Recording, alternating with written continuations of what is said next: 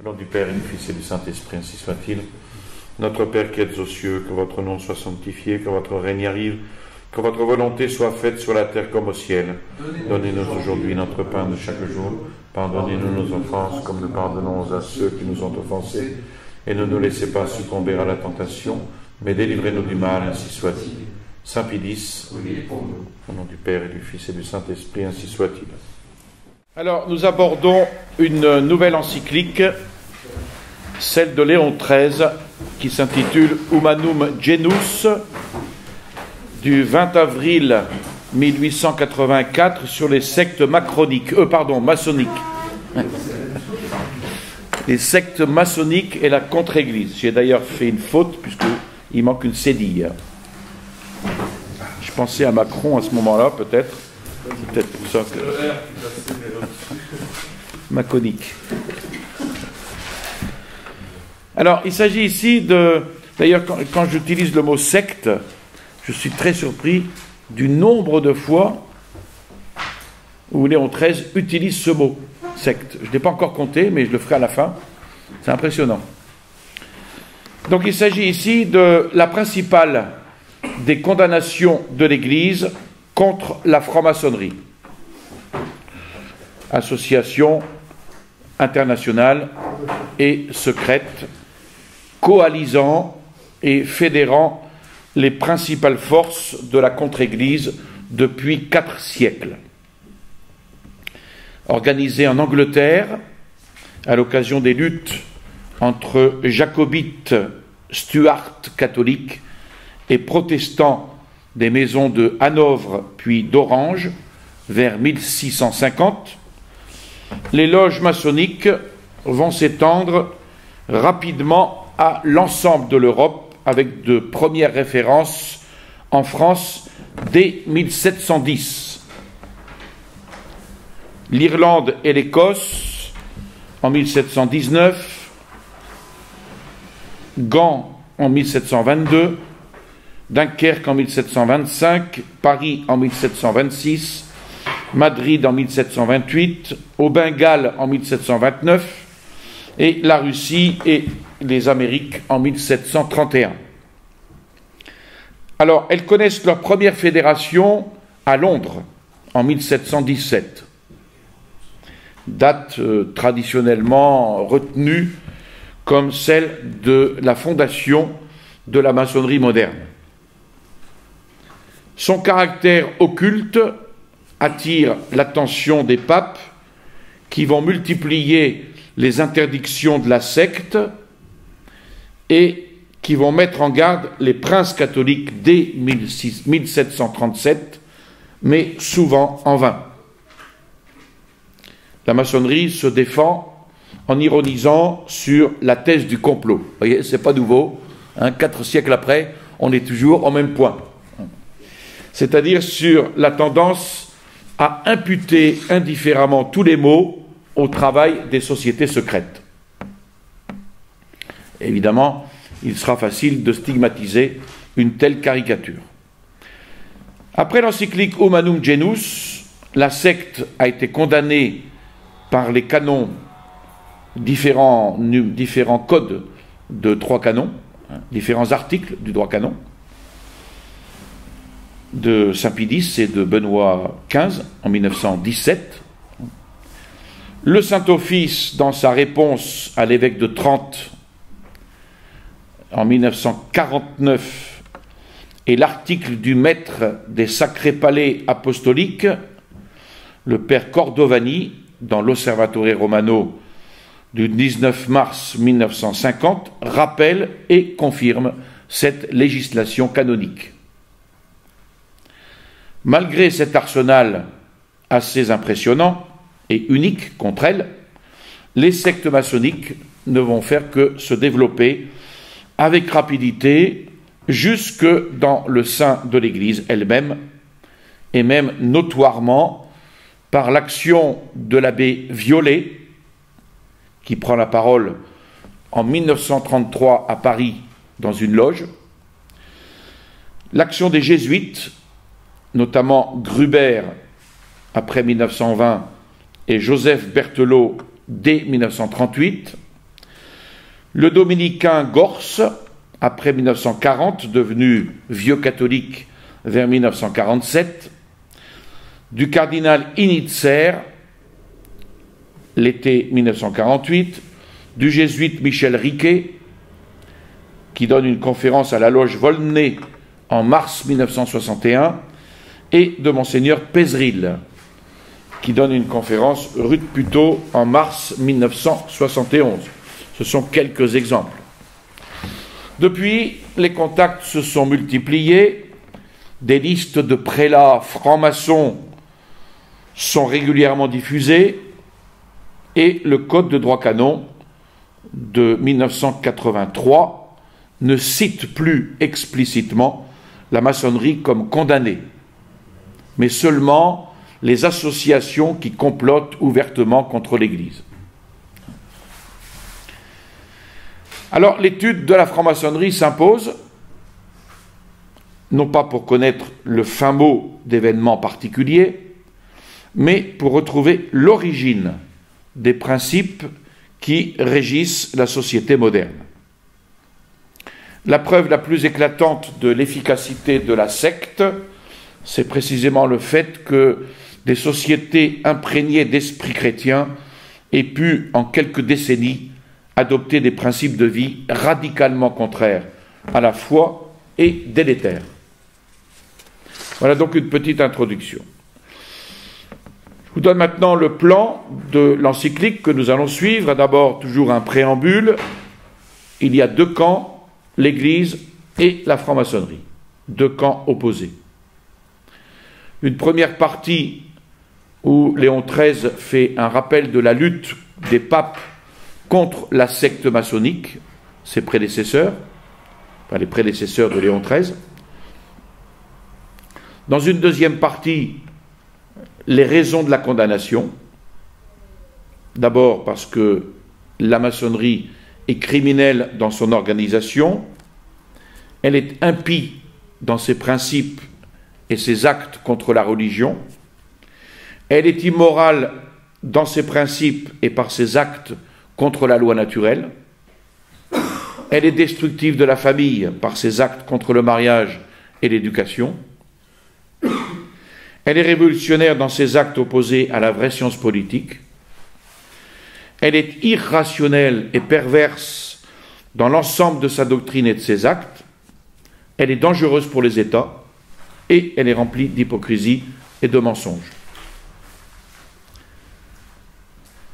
Ensuite, dans une troisième partie, quels sont les remèdes à l'esprit et aux actions maçonniques?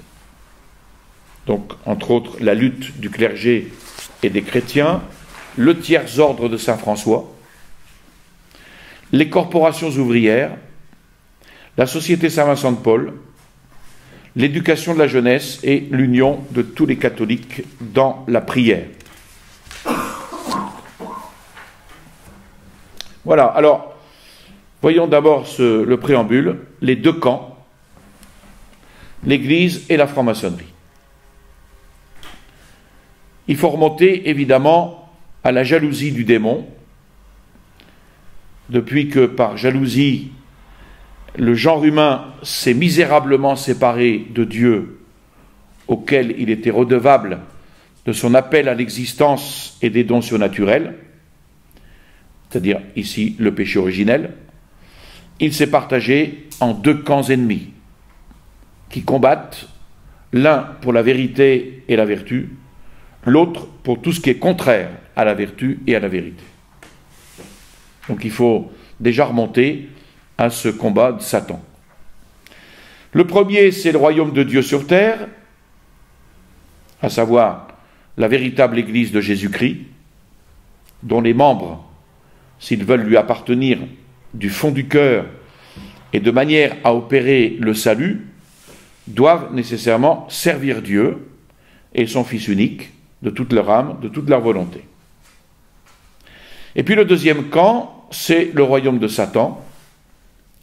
Sous son empire, en sa puissance, se trouvent tous ceux qui, suivant les funestes exemples de leur chef, Lucifer, et de nos premiers parents, refusent, eux, d'obéir à la loi divine et multiplient leurs efforts, ici pour se passer de Dieu, et là pour agir directement contre Dieu.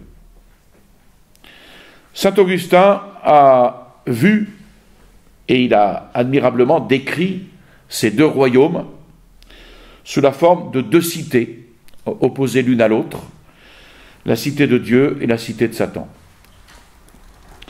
Opposées l'une à l'autre soit par les lois qui les régissent, soit par l'idéal qu'elles poursuivent.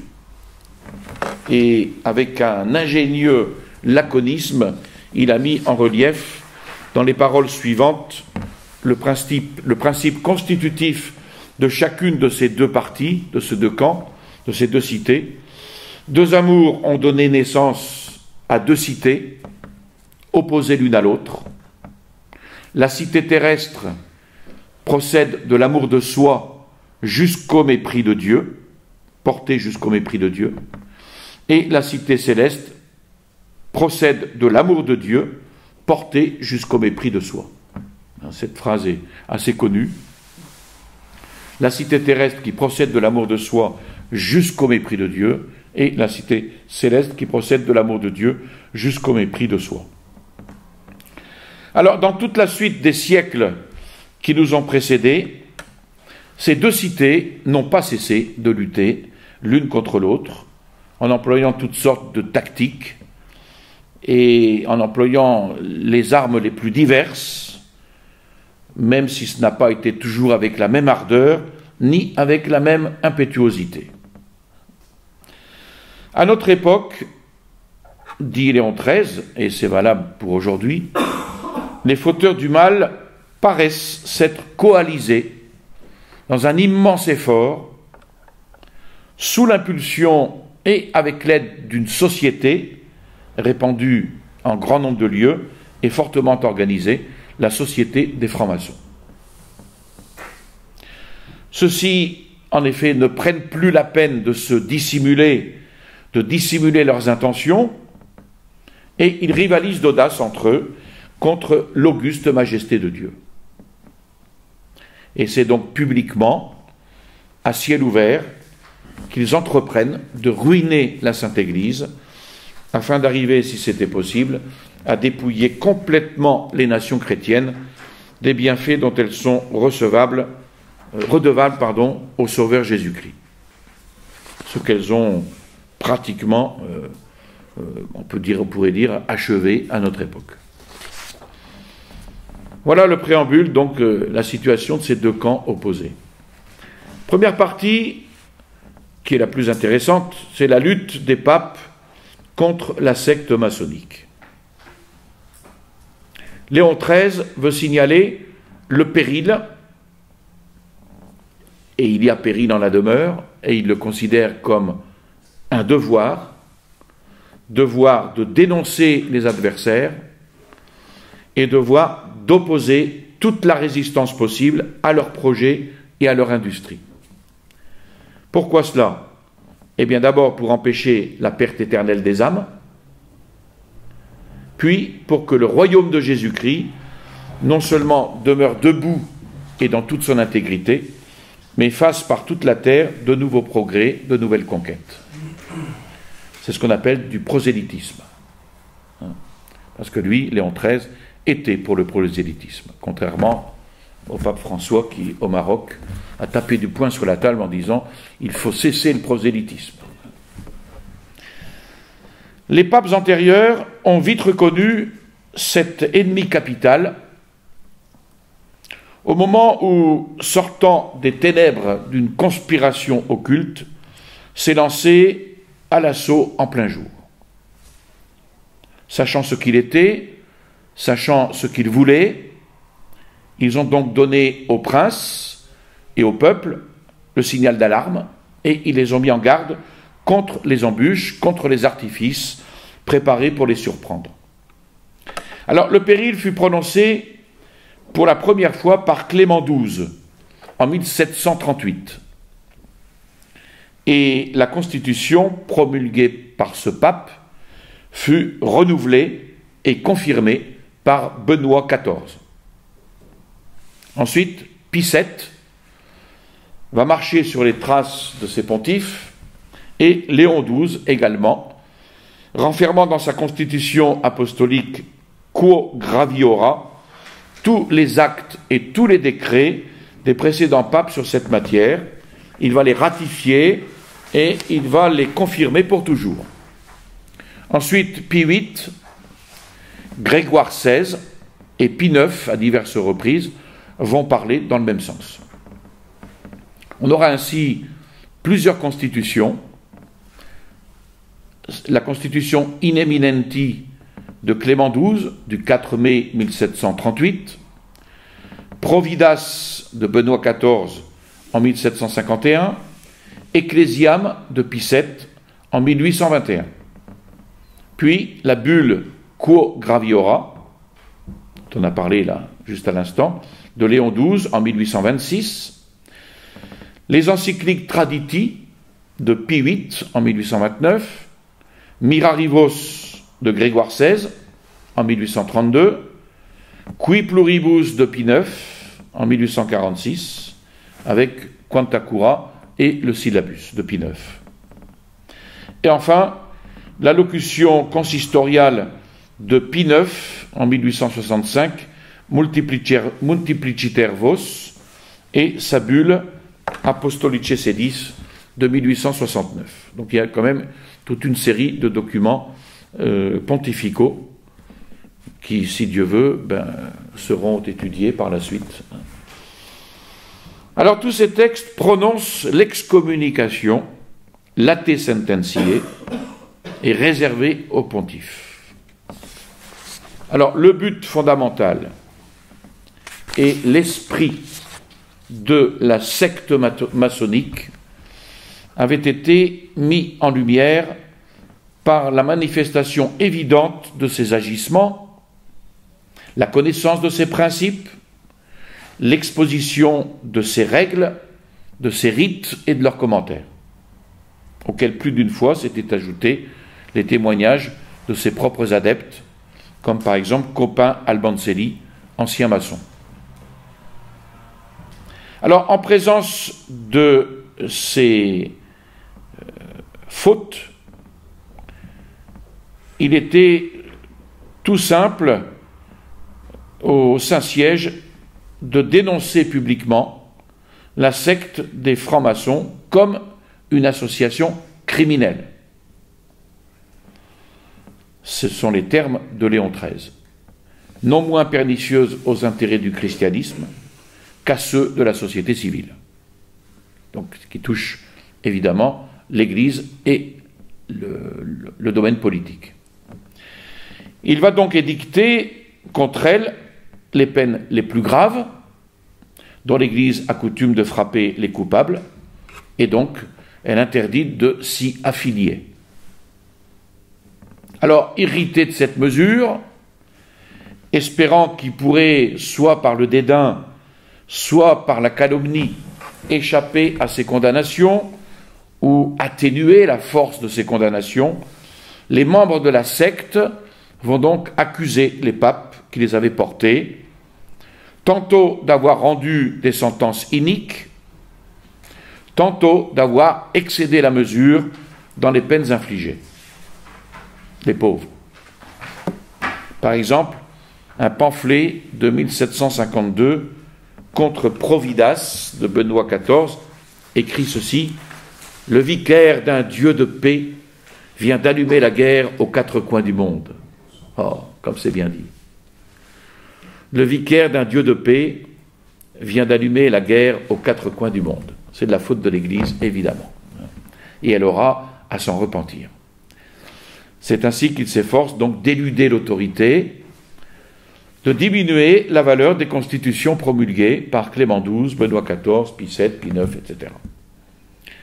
Toutefois, dans les rangs même de la secte, il ne manqua pas d'associés pour avouer, même malgré eux, qu'étant donné la doctrine et la discipline catholique, les pontifes n'avaient rien fait que de très légitime.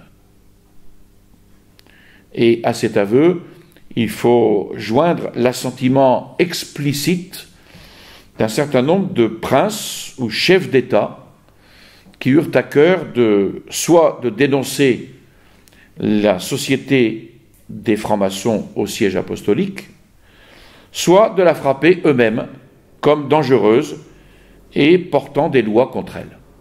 On pense évidemment au maréchal Pétain pour nous en France, qui démantèle les loges maçonniques.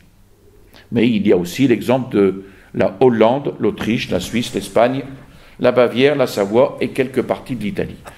Entre parenthèses, au maréchal Pétain, on ne lui pardonnera jamais cet acte. En France, les réunions maçonniques furent interdites en 1733 par le cardinal de Fleury, les loges apparaissant comme des foyers de subversion contre le pouvoir royal. Alors, Léon XIII fait remarquer combien les événements ont donné raison à la sagesse de ses prédécesseurs, pourquoi leur prévoyante et paternelle sollicitude n'eurent-elles pas partout et toujours le succès désirable? À cause de la dissimulation, à cause de l'astuce des hommes engagés dans cette secte pernicieuse, et puis à cause également de l'imprudente légèreté de ceux qui auraient eu cependant l'intérêt le plus direct à la surveiller attentivement. Et il en résulte que dans l'espace d'1 siècle et demi, la secte des francs-maçons a fait d'énormes, d'incroyables progrès. La maçonnerie, organisée en France vers 1725, compte environ 5000 frères pour 600 loges en 1789. 50 000 frères, j'ai dit 5 000 50 000, pardon. 50 000 frères pour 600 loges en 1789. Au milieu du XIXe siècle, il y a 8 millions de maçons dans le monde, dont 500 000 initiés dans les plus hauts grades. Aujourd'hui, 120 000 maçons en France. 160 000. Ah ben ça a augmenté, oui. Ben avec Macron, oui, c'est normal. 160 000, alors, je rectifie. 800 000 en Grande-Bretagne. Et 3 millions au moins aux États-Unis.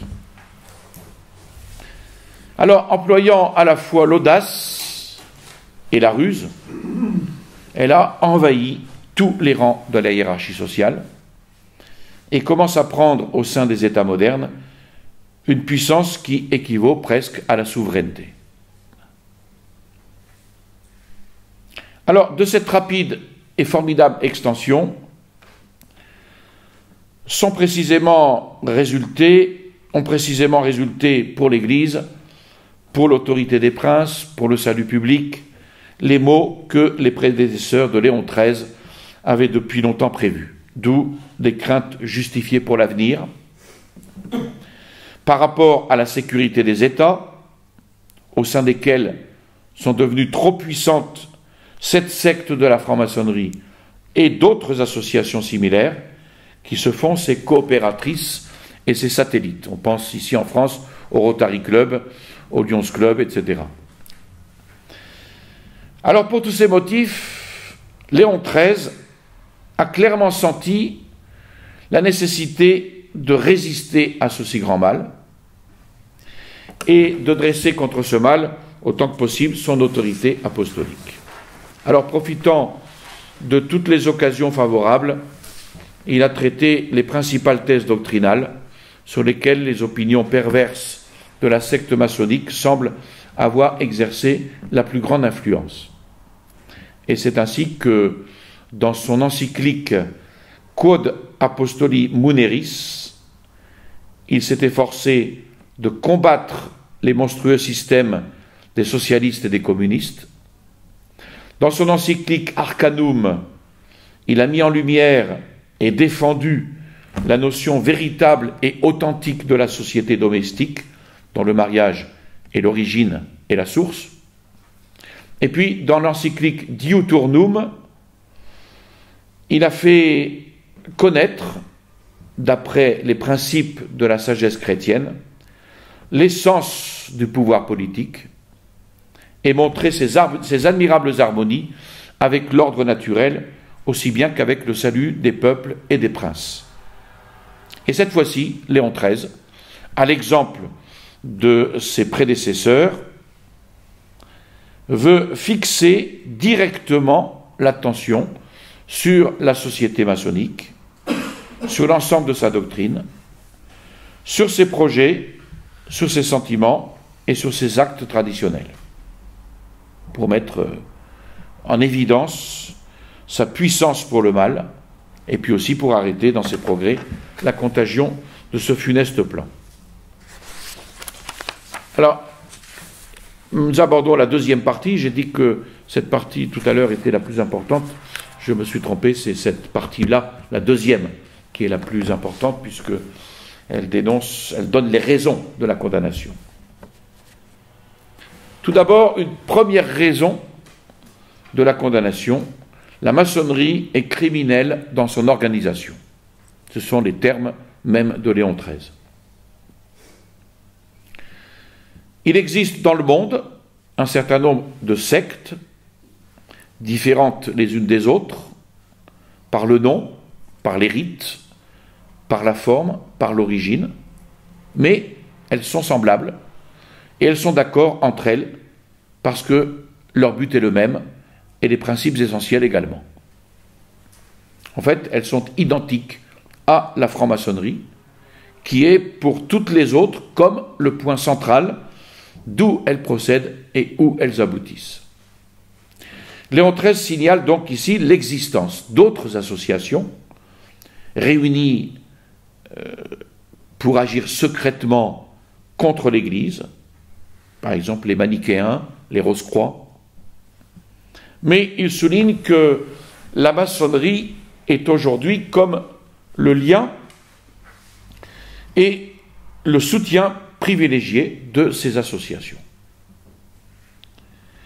Deux raisons: son uniformité donnée par les constitutions d'Anderson, rédigées en 1721 par le pasteur français Desaguliers, et le regroupement des loges en obédience selon leur rite.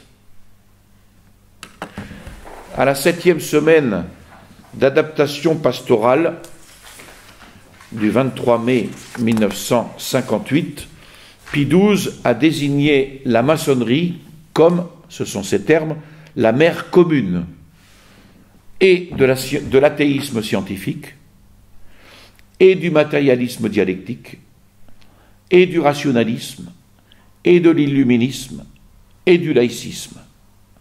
Donc, la mère commune de toutes ces erreurs, c'est la maçonnerie, c'est-à-dire toutes ses principales erreurs contemporaines. Léon XIII souligne ensuite que, bien que ces sectes aient à présent l'apparence de ne pas aimer à demeurer cachées, bien qu'elles tiennent des réunions en plein jour et sous les yeux de tous, bien qu'elles publient leurs journaux, toutefois, si l'on va au fond des choses, on peut voir qu'elles appartiennent à la famille des sociétés clandestines et qu'elles en gardent les allures. Il y a en effet chez elles des espèces de mystères que leur constitution interdit avec le plus grand soin de divulguer, non seulement aux personnes du dehors, mais même à bon nombre de leurs adeptes. À cette catégorie appartiennent les conseils intimes et suprêmes, les noms des chefs principaux, certaines réunions plus occultes et intérieures, ainsi que les décisions prises avec les moyens et les agents d'exécution. Et puis l'initiation est nécessaire pour monter en grade dans la maçonnerie, et elle permet d'établir des cloisons étanches à l'intérieur même de la société secrète. Ainsi, elle va dissimuler les véritables buts et les vrais chefs. Et en cela, la maçonnerie va contre le droit naturel, et elle est condamnable dans sa structure, parce qu'elle est proprement une société occulte. D'où l'extrême difficulté d'en découvrir les véritables origines. Anderson et Desaguliers brûlèrent d'ailleurs les archives des loges anglaises en 1720. Cela ne veut pas dire ici que toute société secrète soit condamnable. L'histoire de l'Église, au contraire, donne des exemples d'associations catholiques de ce genre, par exemple les compagnies de pénitents qui s'opposaient au protestantisme dans le sud de la France au XVIe siècle, ou encore le comité clandestin de la Ligue parisienne qui obligea par sa résistance Henri de Navarre à abjurer. Il y a aussi la Compagnie du Saint-Sacrement qui orchestra les œuvres de la Réformation catholique en France entre 1627 et 1666. Saint Alphonse de Liguori, par exemple, prévoit dans ses statuts diocésains que les curés encouragent les sociétés secrètes. À signaler, par exemple, les Chevaliers de la Foi de Ferdinand de Sauvigny entre 1810 et 1826, les Amicisiers de Bruno Lanteri sous la Révolution et l'Empire. Alors, lorsque les autorités de l'Église sont au courant le fait d'agir avec discrétion pour le bien de la religion et de la société, c'est cela qui n'est pas répréhensible. Mais lorsqu'une association refuse de rendre des comptes à l'État légitime ou à l'Église, il y a subversion et désordre. C'est pour cela que Léon XIII dit que cela va contre le droit naturel. À cette loi du secret concourt merveilleusement la division faite entre les associés, division des droits, des offices, des charges, la distinction hiérarchique savamment organisée des ordres et des degrés, et puis la discipline sévère à laquelle tous sont soumis. La plupart du temps, ceux qui sollicitent l'initiation doivent promettre, bien plus doivent faire le serment, de ne jamais révéler à personne, à aucun moment, d'aucune manière, les noms des associés, les notes caractéristiques et les doctrines de la société.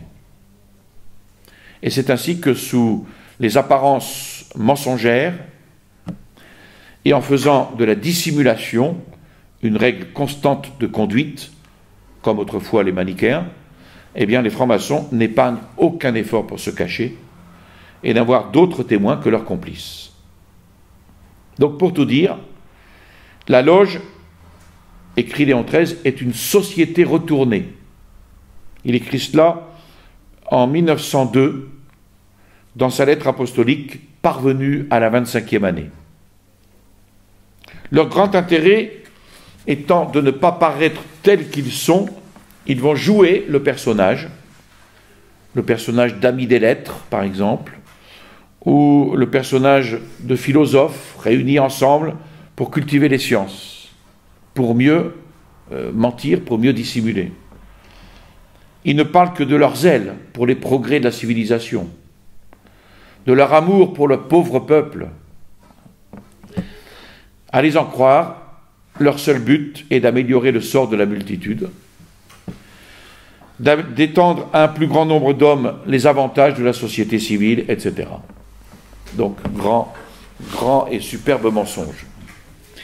Mais à supposer, dit Léon XIII, que ces intentions fussent sincères, elles seraient loin d'épuiser tous leurs desseins.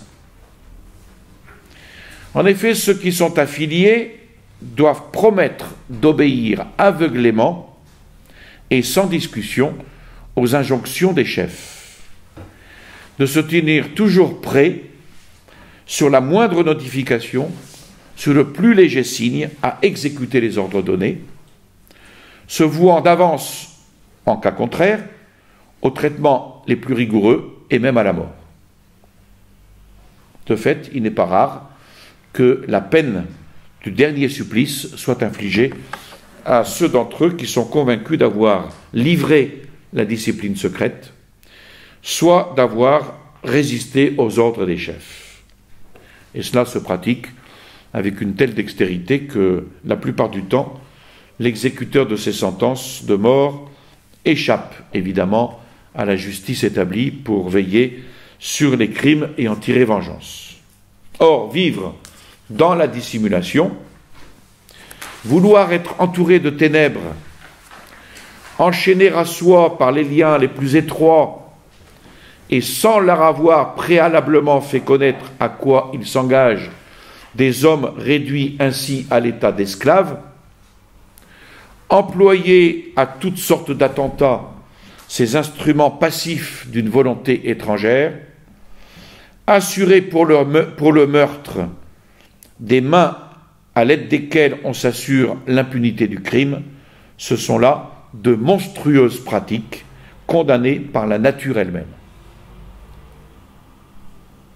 La raison et la vérité suffisent donc à prouver que la société dont on parle est en opposition formelle avec la justice et la moralité naturelle, donc contraire au droit naturel. Par sa constitution essentielle, cette association répugne à l'honnêteté. Alors, si grande que puisse être parmi les hommes l'astucieuse habileté de la dissimulation et l'habitude du mensonge, il est impossible qu'une cause, quelle qu'elle soit, ne se trahisse par les effets qu'elle produit.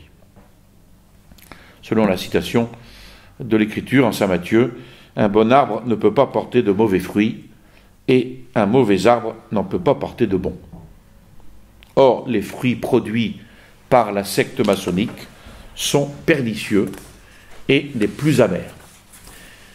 Il s'agit pour les francs-maçons, et tous leurs efforts tendent à ce but, de détruire de fond en comble toute la discipline religieuse et sociale qui est née des institutions chrétiennes, ce à quoi elle a travaillé depuis 4 siècles, et de lui en substituer une nouvelle, façonnée à leurs idées, dont les principes fondamentaux et les lois sont empruntés au naturalisme, notamment le naturalisme politique.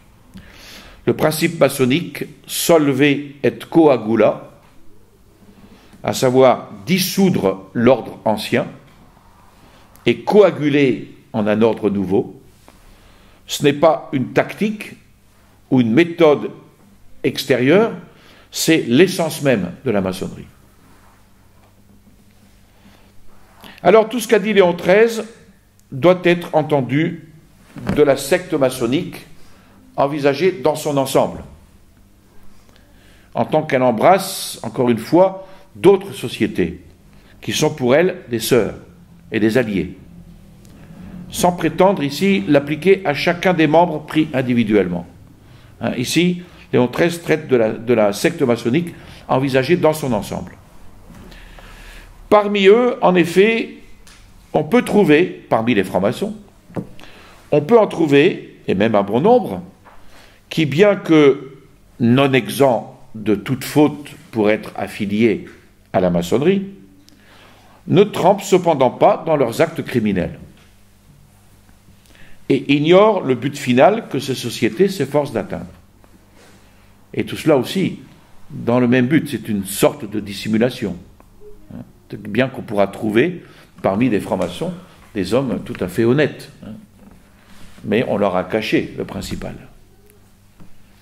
De même, il peut se faire que quelques-uns de ces groupes n'approuvent pas les conclusions extrêmes auxquelles la logique devrait les contraindre d'adhérer, puisqu'elles découlent nécessairement des principes communs à toute l'association.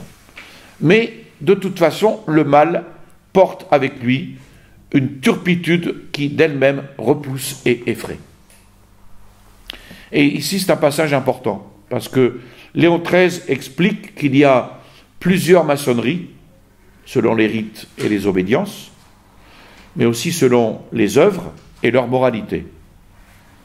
Toutes les loges n'ont pas, comme celle de Béziers par exemple, perquisitionnée par la police en décembre 1941, le cadavre d'une fillette de 7 ans, momifiée pour contribuer à l'horreur de l'initiation, mais toutes s'emploient à aliéner la personnalité de leurs frères. C'est un exemple. Toutes ne sont pas non plus de véritables conjurations terroristes, comme celle de Weishaupt, les Illuminés de Bavière, que la police démantela en 1786, ou comme les Carbonari, sous la Restauration au XIXe siècle.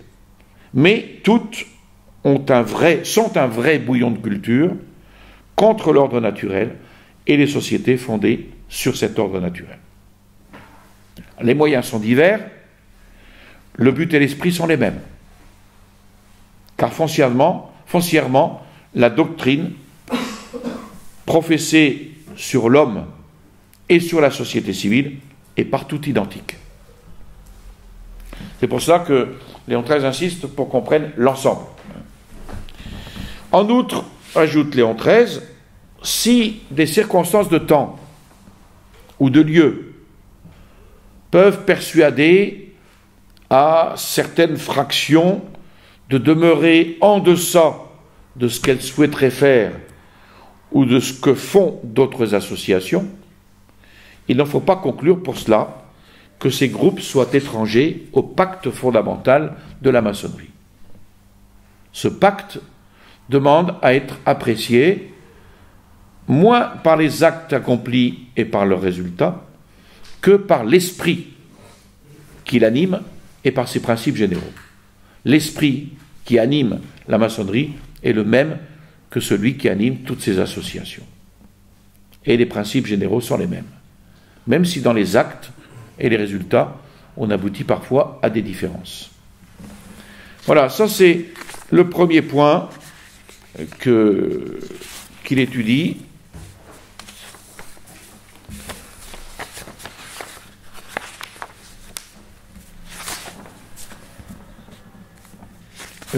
La franc-maçonnerie est criminelle dans son organisation.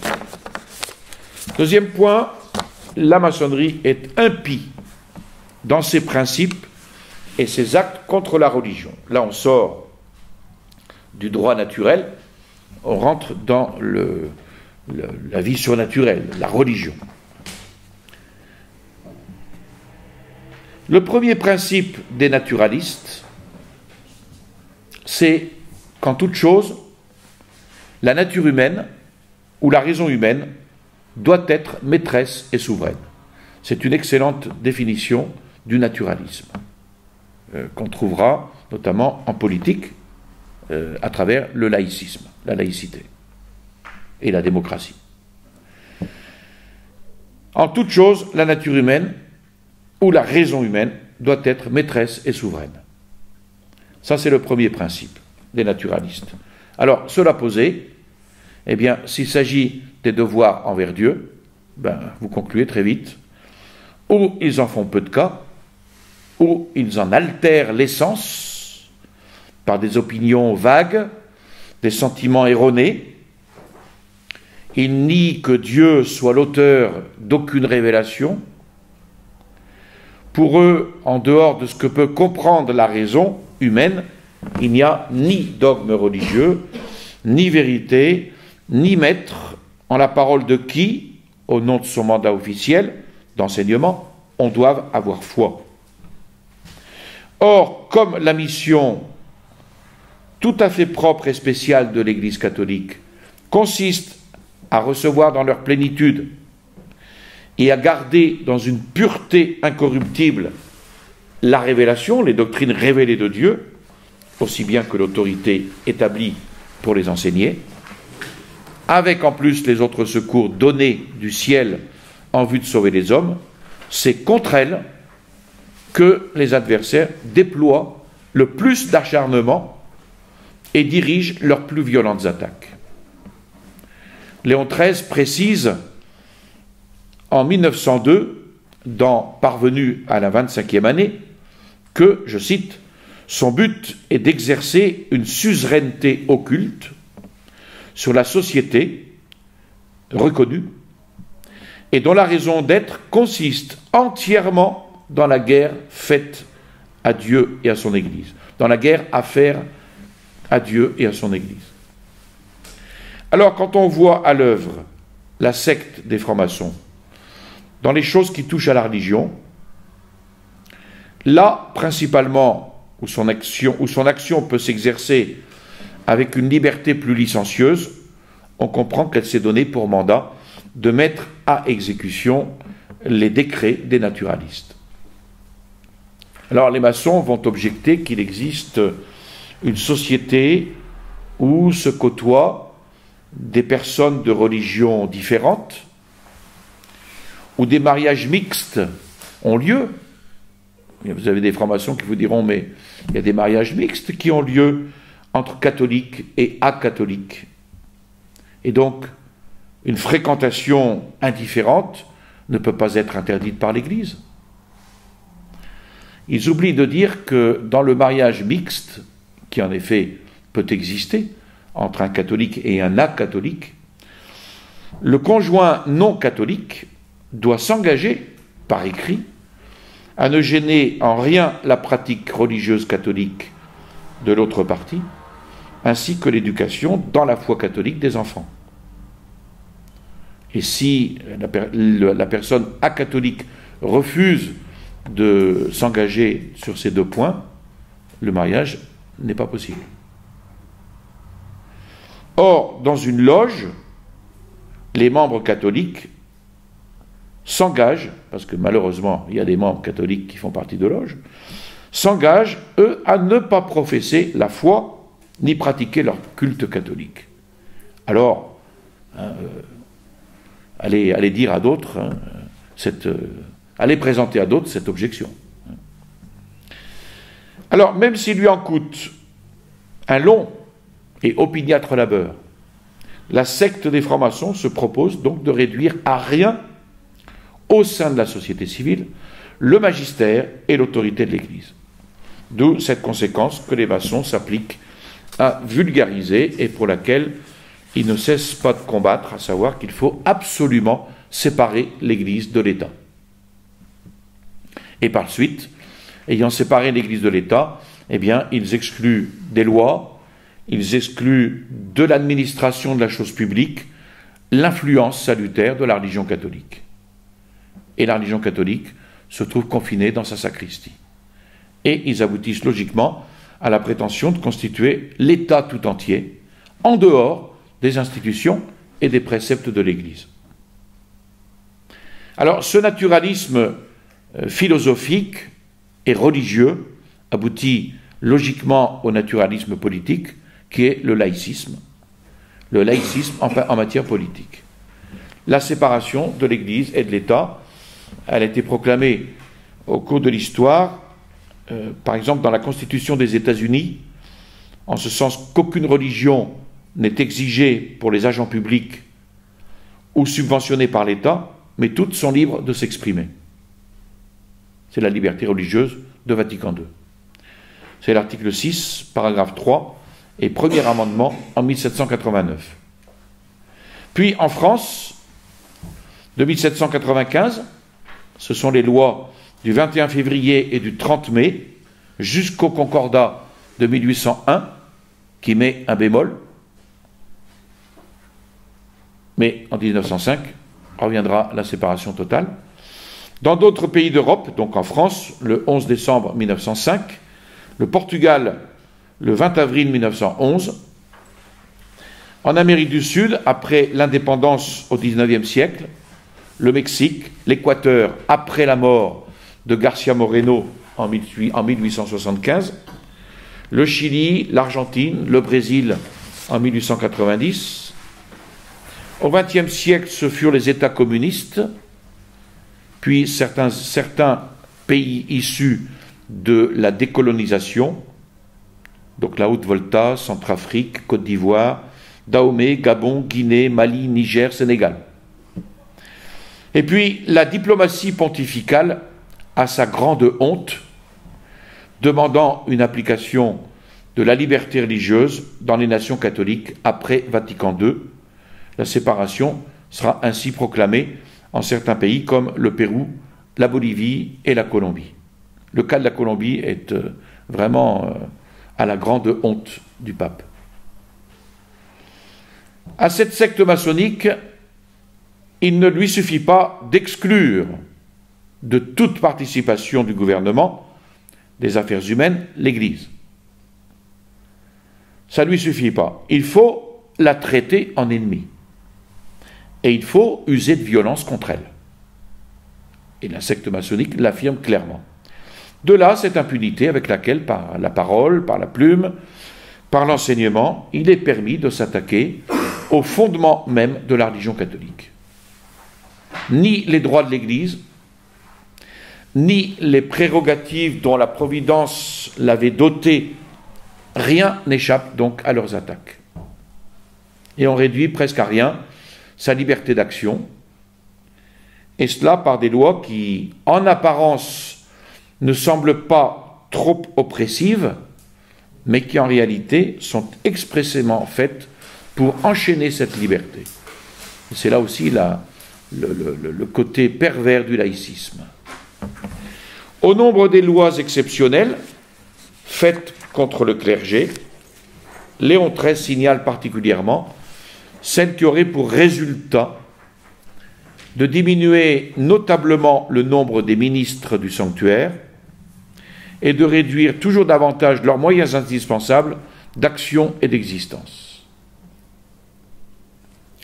Les restes des biens ecclésiastiques, soumis à 1000 servitudes, sont placés sous la dépendance et le bon plaisir d'administrateurs civils. Les communautés religieuses sont supprimées ou dispersées.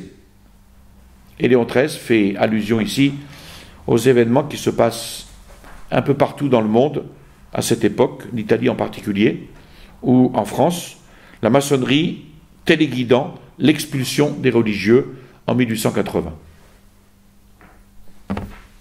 Voilà, nous verrons la suite. Je vous salue Marie, pleine de grâce, le Seigneur est avec vous. Vous êtes bénie entre toutes les femmes, et Jésus, le fruit de vos entrailles, est béni. Sainte Marie, Mère de Dieu, priez pour nous pauvres pécheurs, maintenant et à l'heure de notre mort, ainsi soit-il.